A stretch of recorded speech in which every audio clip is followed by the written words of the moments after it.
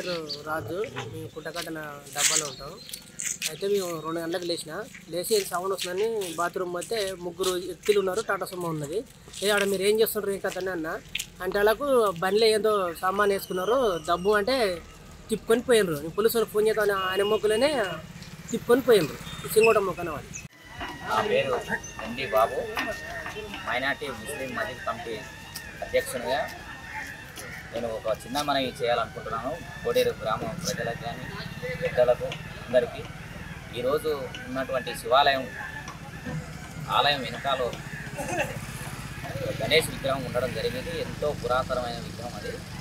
కొంతమంది దుండగులు ఆ విగ్రహాన్ని ధ్వంసం చేసి ముక్కలుగా చేసినందుకు అన్ని కుల మతాలకు అతీతంగా దీనిపై ఖండిస్తూ మేము చర్య తీసుకోవాలని పోలీసు అధికారులకు కానీ పై ప్రభుత్వ అధికారులకు కానీ ఆదేశాలు జారీ కోరుకుంటున్నాము.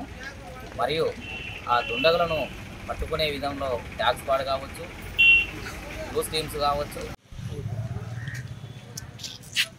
నా పేరు ఉమర్, కోడేరు మండలం.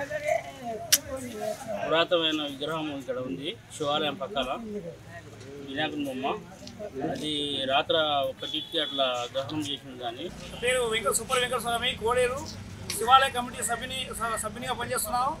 ఇక్కడ కాకతీయ కాలం నాటి వినాయక విగ్రహం ఉన్నది.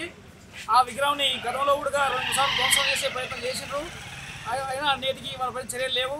ఈరోజు కూడా రాత్రి దుండగులు మరి ఎవరి సాయంతో చేసినా తెలియదు, కానీ వాళ్ళు రాత్రి ధ్వంసం చేయడం జరిగింది.